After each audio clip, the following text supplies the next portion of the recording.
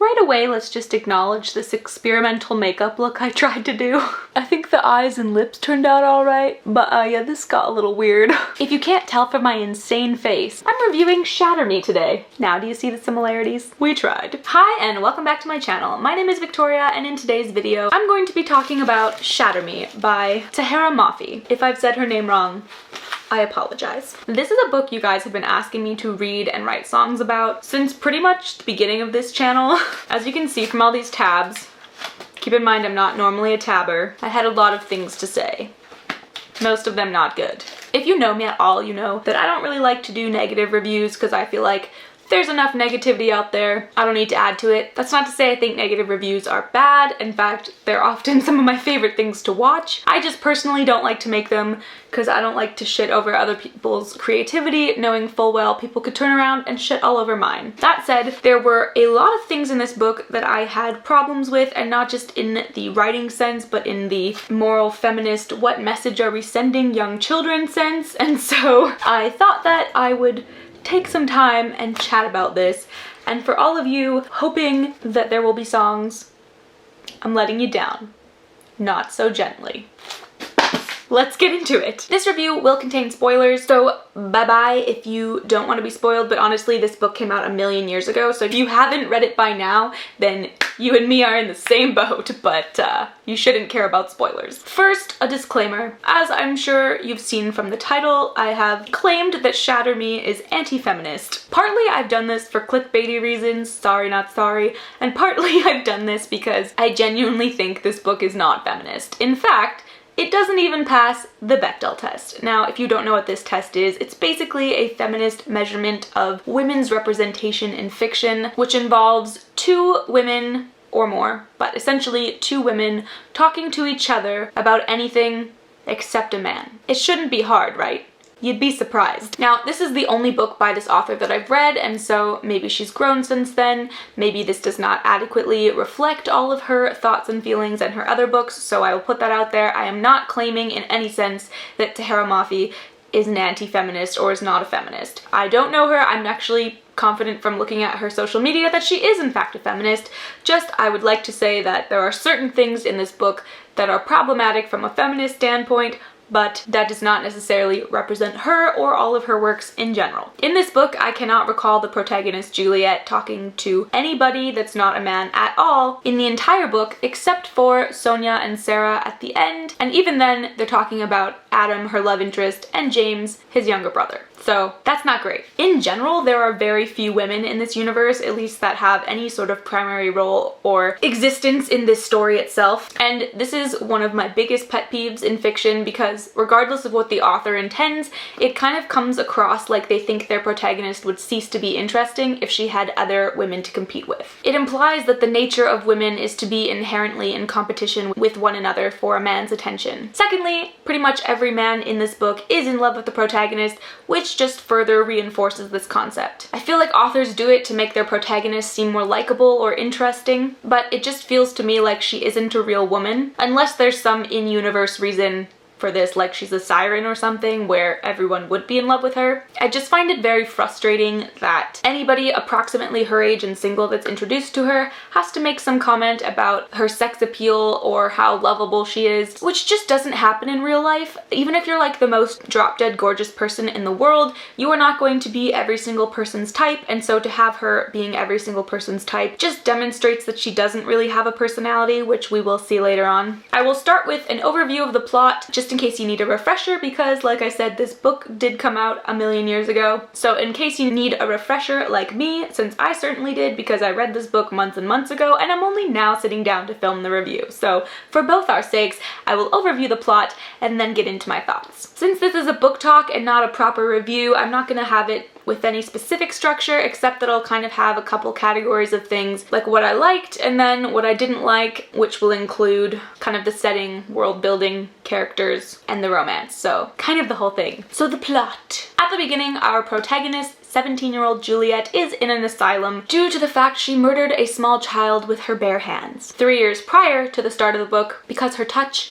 is lethal? Or is it power? She seems somewhat insane from her 3 years of isolation and also from the trauma of murdering a small child with her bare hands. She quickly gets a cellmate named Adam who reminds her of someone that she used to know, but she convinces herself that it isn't actually that person, probably because she is crazy. She teaches him the ways of the asylum, from the right time to shower and how to eat the food. One day, the Reestablishment, this dystopian world's version of a post-apocalyptic tyranny, takes Juliet out of the asylum. They reveal that her cellmate Adam is actually a soldier, working for a guy named Warner, who is the son of the Reestablishment's leader, or Supreme Commander. Warner makes Juliet a deal. She can stay out of the asylum if she helps him torture people with her magic touching powers. Warner has a weird power fetish and is determined to get Juliet to touch him, but she won't, so he forces her to torture a small child. In this case, it's a simulation, but I'm not convinced that makes it better. We learned that Adam knew Juliet prior to being in the asylum and that he's in love with her. They start a thing. We also learned that Adam can touch Juliet with no consequences, or without being harmed. They escape together, but as they jump out a window or something, I can't remember exactly what, Warner's hand brushes Juliet's ankle, and they all realize that he can also touch her without being harmed. He seems to be excited about this, but somehow with his weird kinky power fetish, I thought that might be a disappointment to him. Juliet and Adam meet up with Adam's younger brother James, who I think is 10 years old, at Adam's house. One of Adam's fellow soldiers, Kenji, shows up, and of course he has to hit on Juliet as well. He claims that Warner tortured him in order to learn Adam and Juliet's whereabouts, and he says that he knows a safe place where they can all escape or hide out. All together, they formulate a plan to get there. Juliet and Adam split up with Kenji and James. Warner finds them, of course, and captures Juliet and Adam. He drags Juliet into an abandoned classroom and tells her that he loves her, because of course every damaged psycho must be in love with a YA protagonist with all the personality of a wet piece of cardboard. Juliet seduces Warner, steals his gun, and shoots him, despite the fact that the whole time she's totally digging his hotness. She finds Adam and they escape, meeting up with Kenji and James. Finally, Kenji reveals he is the member of an underground rebellion against the Reestablishment called Omega Point, and the rebellion recruits Juliet and Adam to join them, and James because he's there and he's a kid. It is revealed that there are others like Juliet who also possess magical abilities. The end. Okay, let's get into my thoughts. First of all, I want to talk about what I liked. This book has a really bad reputation for its writing, as far as what I've seen on the internet, with a lot of people claiming that it's clunky and the metaphors are all over the place and it has a really weird tone. I actually would like to disagree with this point. I think that the writing is this book's strength. I think that the way that it's written actually does a lot to convey Juliet's uncertain mental health and stability without having to directly keep telling us that she's crazy. I think that Tahereh Mafi can clearly write. She can write well, and that's why I see that she probably has a lot of potential as an author if she can sort out some of these annoying, problematic cliches that she's using. I don't think that she's a bad writer. As much as I didn't like this book, I think she actually is a great writer. So I think there's a lot of potential, and I think she has published a lot of books since this one came out. So I think that's great. Power to her. I think she's deserving of that, and she actually does have a true talent. One thing she did was have actual parts of the book crossed out, which I thought was very interesting because throughout the story we get the sense that Juliet is actually writing this down in a diary or a journal type thing, and so it really puts you as the reader in her headspace when she writes something, crosses it out, and goes, no, this is the reality. Like, it gives you that clear sense that this is a person trying to sort through their perception of reality because they're very uncertain about it. So I thought that was an excellent choice. When I started this book, I remember finishing chapter 1 and being like, holy shit, this girl is batshit. I can show you the note that I wrote. It says, end of chapter 1, well fucking shit. Great writing makes Juliet seem batshit. I just want to share some examples of the good writing before we move on. So Juliet has escaped and she's out in the real world and is quite overwhelmed by all the things that she doesn't know. She mentions a microwave and Adam and James are like, what the fuck are you talking about? I don't know what that is.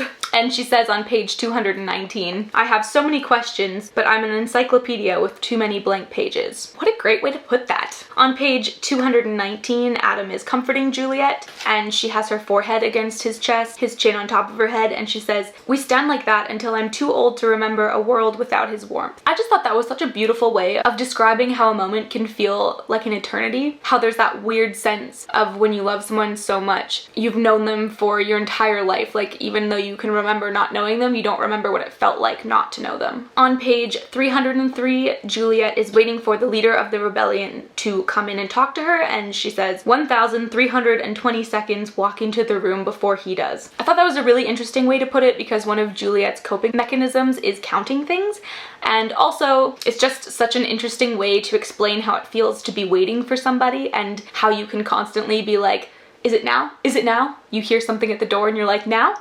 So it's these seconds walking in where there's nobody, but it gives you that sense of urgency of waiting. So yeah, I think her writing is really beautiful. It's really solid. Her voice is very strong, and she really does a great job of conveying the character's headspace through the language that she chooses. So definitely writing, I think, is a strong point of this book. That said, now let's get into what I didn't like. First of all, I want to talk about the setting and the world building. There is very little of either in this. The evil government is called the Reestablishment, but even at the end of the book, I can't tell you what that means, who they are, how they came to be, what they stand for, or how the world that we know ended. You get little hints of it, but it's very much not delved into. The main point is that they exist and they're not great. There's also very little description of the setting or the world, and not in the general history of the world sense, but in the very real time, in the scene sense. It kind of just reads like it's a very generic world, kind of like ours. There's no like definitive sense of setting where you're like, this is clearly like the South of America, or like, you know, this is a Canadian winter. And not that they need to use those terms because it's futuristic, but because it seems to be set like in our Earth world just later, like I wanted to kind of get a better sense of where they might be, but it's just, it reads like a very generic American setting, but without taking into account the diversity that exists within that country. It made me feel quite lost, and I kind of wondered if that was intentional because Juliet herself feels quite lost, but you would think that someone who is slightly unstable and has been in isolation in a cell for 3 years, they would be very aware of their surroundings because it would be so shocking.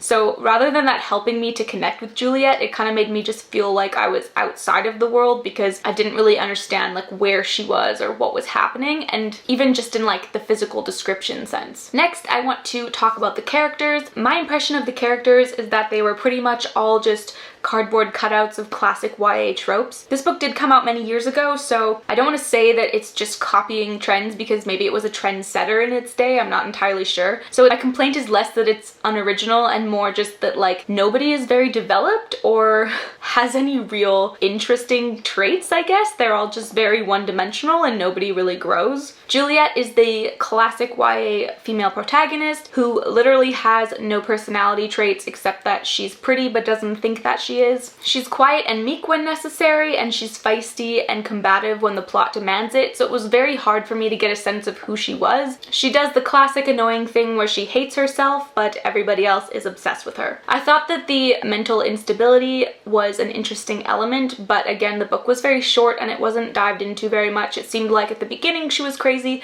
and by the end she was perfectly fine, and we didn't really have any reason for her to get there. She has the most growth in the book in the sense that at the beginning she's unstable and in prison, and at the end she's basically a superhero, but again, we don't really see a progression. It's just like not good, not good, not good, not good, and good.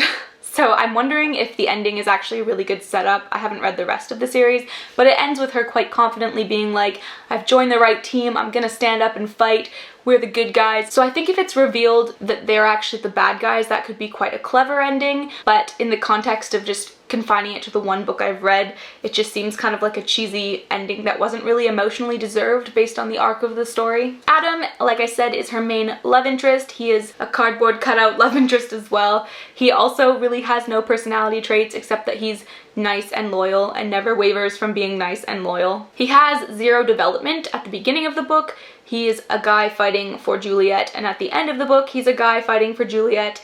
Now, it seems like maybe there's a facade of development because at the beginning he seems to be working for Warner and then he chooses Juliet over Warner and the cause, but you find out he kind of only joined the cause to find and help Juliet, so he really didn't change at all. His whole world is Juliet and his little brother, and he never makes any mistakes. Warner, on the other hand, is the classic YA bad boy, the classic I'm twisted but I'm hot and have a sad backstory, so I get away with it. He's in love with the protagonist, again for no reason except that she's also hot and seems to be powerful, and he likes power, as I said. He starts the story as a bastard obsessed with Juliet and ends the story as a bastard obsessed with Juliet, so no growth there either. So my camera died in the middle of my filming, so we are now back 4 hours later to talk about Kenji. Kenji is the classic goofy side character that is also obsessed with the main character for no reason. This character can be either male or female, but we find them in almost every YA story, and if they are male, they are almost always attracted to the main character. He's kind of funny and I enjoyed a bit of his banter,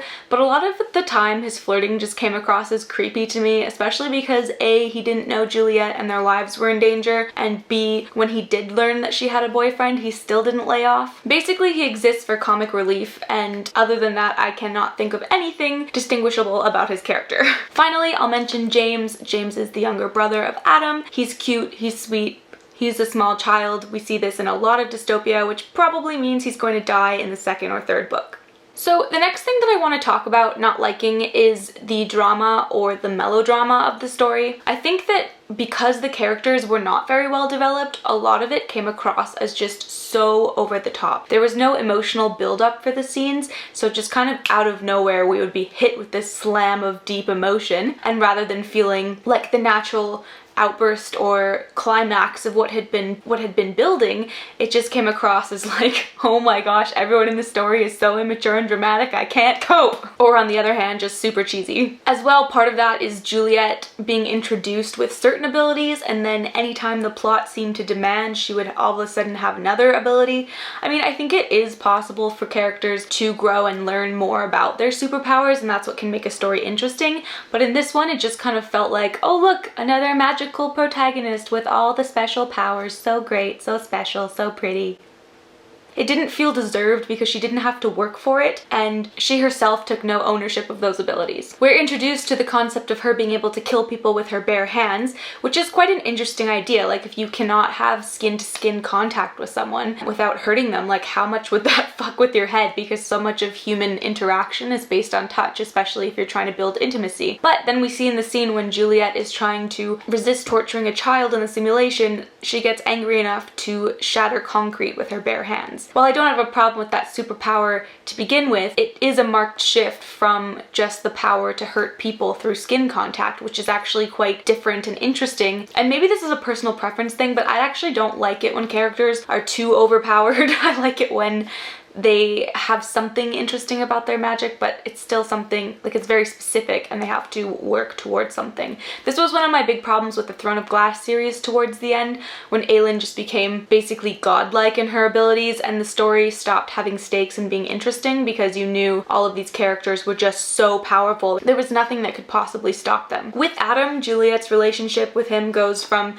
0 to 100 in like 3 pages. It felt very insta-lovey, and while maybe it was justified because we find out that they knew each other before the story started, it's kind of the same with all of the characters. And as I'll get into later, we also find out that even though they knew each other before, it's not like they had a relationship before. Like, they had never even spoken, they just stared at each other across the room. And then Adam decided to dedicate his entire life to finding this girl that he apparently loved without ever speaking one single word to her. A perfect example of the melodrama is on page 213, when Juliet finds out that Adam has a younger brother. His response to her is that okay? Like, is it okay that I have a sibling? Like, what the fuck? How dramatic can you be? He's a small child and he's adorable and he's your sibling. Like, it's not like you're introducing your girlfriend to a child she didn't know you had that was like, oh yeah, I had a child in my teens with this other woman. Like, it's not like his son, it's his brother. He had no choice in the matter. Like, what's wrong with having a sibling? Like, I don't understand. Is it okay that I have a sibling?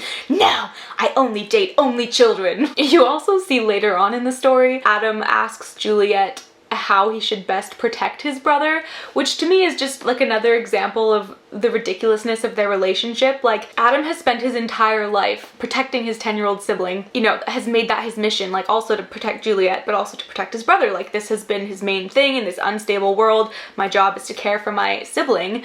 And he meets this girl who he says that he loves, yet he's never spoken to. When he finally speaks to her, she's kind of insane, and then they get together in like a couple of weeks and he's like, tell me what I should do. And it's not a like, we're in this relationship together, so I'm gonna respectfully ask your opinion, like let's decide things together, we're mature, we can like be a team. It's like he's desperately clinging to her, like, tell me what I should do. It's like, I don't understand why you're asking this crazy girl you just met how to care for the brother you've been caring for your entire life. Page 250, another example. Juliet is wondering whether Adam is serious when he introduced her as his girlfriend, so they meet the little brother, and then the kid is like, who this girl? And Adam's like, this is my girlfriend. And then Juliet's away thinking about it, and she's all like, did he mean it? Am I really his girlfriend? Does he really love me? I can't presume, but I mean, he said it to his brother, but maybe he was just saying that. It's like, this boy literally told you he spent years fucking searching for you and joined an evil government in order to rescue you from evil psycho man, literally giving up everything for you, and you don't believe that you're his girlfriend? Like, how fucking insecure are you? It feels like drama for the sake of drama, and it doesn't make the character relatable, it just makes Juliet seem super fucking dumb. And I think it's also very anti-feminist that a girl has to always be second guessing whether a guy likes her, or else she'll come across as vain. It's like she doesn't believe that she's worthy of affection, and if she believed that she was worthy of affection, then she would be arrogant somehow. It just reeks of a society telling teenage girls that they have to make themselves disappear, and that confidence is the same thing as vanity. Why do we have to hate ourselves in order to be likable? It just kind of feels like overall the author is like, these are my babies, they're so great, don't you love them? I love them, my babies, look at how beautiful and kind and sweet they are. But doesn't give us enough story or build up to really feel that way along with her. It's like she just assumes that we're gonna care for the characters like she does, but doesn't actually like take us through the journey of why we should. Finally, I want to talk for a little bit about the romance. There are kind of two main ships in this, Adam and Juliet, which is the main one, and then Warner and Juliet, which doesn't really happen in this book except that he hits on her a lot and she kind of thinks he's hot. But from what I've seen online, it seems like he is a very big ship later in the series and maybe even endgame, although I'm not sure. I haven't really like read into it a lot. I've just read this book. The romantic elements were really the part of the story that I struggled with the most and what really killed it for me, especially because this book is a dystopian romance. Like, if you took out the romantic elements, really there is no plot. She's in the asylum, she's out of the asylum, and then she's on the run. But like, there's no progression. She doesn't herself decide to do any of these things or put any plan into motion. She's taken out of the asylum and then goes along with Adam's plan to escape that. So really she's not active, so all we have to go off of is the conflict and tension with Adam, will they, won't they. So not liking the romance in this book is basically a recipe for not liking this book. Right off the bat, I was irritated because this book starts with Juliet in the asylum, having been isolated for 3 years, half-starved and unstable. She gets out, and one of the first things that our classic bad boy says to her is some comment about how hot she is. Now, I think he phrases it like, your face is so pretty, or like, don't waste a beautiful face or whatever. But it's like, no, she's been starved and in isolation. She's probably like crazy rat hair and like, it's not like she's looking in a mirror and grooming herself. No makeup on or anything. Like, it doesn't matter how beautiful someone's bone structure is if they're like mangled and half starved and lonely and crazed. Like, they're not gonna look cute, okay? Then for the rest of the book, it's basically just Juliet existing and then Kenji, Adam, and Warner all talking about how hot she is. Meanwhile, we're in Juliet's head hearing her talk about how ugly she is and how she has nothing to offer. And like, I get that maybe she's traumatized because she killed a child with her bare hands, but that should make you think that you're like psychologically monstrous or something, not inherently ugly on the outside. It's just super annoying. So now I'm gonna talk a bit specifically about Adam and Juliet. There was nothing that I found very problematic about this ship. I just found it very boring, which, since it's the heart of the book, made it really hard for me to enjoy this book. Like I said, it did feel very insta-lovey since we didn't get any build-up, and even once you find out that they knew each other, like I said, you find out that they weren't exactly friends. They didn't speak to each other. It's not like they had a long-established relationship. I just found it super unbelievable that Adam would spend years searching for a girl he'd never spoken to, and that he could love somebody so deeply that he had never really been in communication with. I think he saw her do like one nice thing at some point and was like, ah, what a sweetheart. But like, that doesn't make you give up your entire life for someone. That makes you go, I'd like to get to know them a bit more. It just kind of makes the whole romance feel cringe and almost creepy at some times, because it's like you witnessed a girl doing something nice and then you spent the rest of your life stalking her because of that. That's kind of weird. She's like, so romantic, somebody loves me and sees the good in me, but it's like, even if you witness someone doing amazing things, you can't really get a sense of their personality unless you actually communicate with them. One thing that pissed me off so fucking much was on page 174. Juliet was just about to kill herself because she is so depressed and so unstable, and just her mental health is really not good at this point. Like she's contemplating suicide. And then Adam kisses her and suddenly it's all okay again. Like, I'm sorry, but that is not how mental illness works. If you are so depressed to the point where you want to kill yourself, it doesn't matter that the love of your life loves you back. Like, that's not gonna just make it all better instantly forever. Love is certainly powerful, but kissing a hot guy does not make all of your mental health problems go away. Another trope I can't stand, which was used frequently in this, is when the classic romantic lead uses physical force to intimidate someone or expresses kind of a hyper jealousy. We see this on page 186 when Warner and Adam are fighting over who Juliet belongs with. Again, there's no real build up here for either one, so I'm like, why do either of them care? And this is just kind of amusing more than tense. But also, because there's no build up, it's like, calm the fuck down. Like, just let her make her choice. Stop scrapping with each other, you know? Like, where's Juliet's autonomy in this? Then again, on page 245, Kenji is hitting on Juliet again, and Adam is all like, I'm gonna break your face! And it's like, one thing if the guy that's hitting on her is an actual dangerous twat, but like where Kenji's concerned, it's just like, oh my gosh, another guy who can't help but notice the beauty of Juliet. He's not threatening, he's just like a dumbass. And like Adam gets all up in his face and is like, stop hitting on my woman or else I'm gonna break you. And it's just like, why? Like, that's so unnecessary. It doesn't make him romantic, it just makes him seem like a perpetrator of toxic masculinity and hot-headedness. Oh my gosh. I almost forgot to mention the thing that bothered me the most. Not actually the most, but there was this one bit when I just died. I had to put the book down.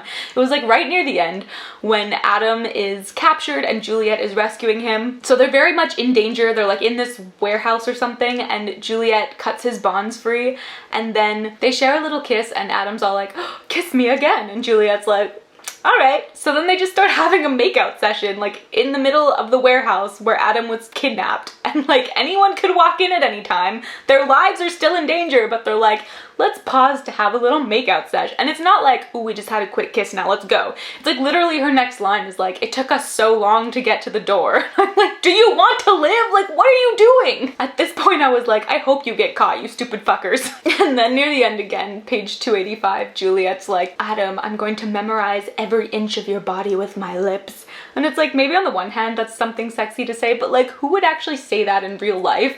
And also because I don't ship these two at all, by the end it was just like, I just couldn't get into this. I'm sorry. If you like this book, like, no offense, bless you to like it. I just could not get into it. Now I want to talk about Juliet and Warner, the very problematic ship. Basically, their romance in this book is Warner being in love with her for no apparent reason, and Juliet being like, he is a twisted little fuck, but he hot though. You guys, I am having the worst fucking luck with this. I filmed an entire section on Warner and Juliet, which was like 20 minutes long, only to realize my camera had stopped recording. Somebody really doesn't want me to make this rant review. So on that note, let's get back to talking about Juliet and Warner. Everything about the way that they are written is the classic bad boy meets bland protagonist trope. I've seen it 100 times, and this book offers nothing new to it. It's also very insta-lovey. Page 77, Warner starts it off by hitting on her even though they've just met. And I literally wrote, I have a note here, I really hope she also knew him before like Adam, or else what the fuck? Because it's not like he's just like, oh, this girl's hot. It's like, what's your first name? And he stops, surprise. Lifts his chin almost imperceptibly. Focuses his eyes on my face until I begin to regret my question.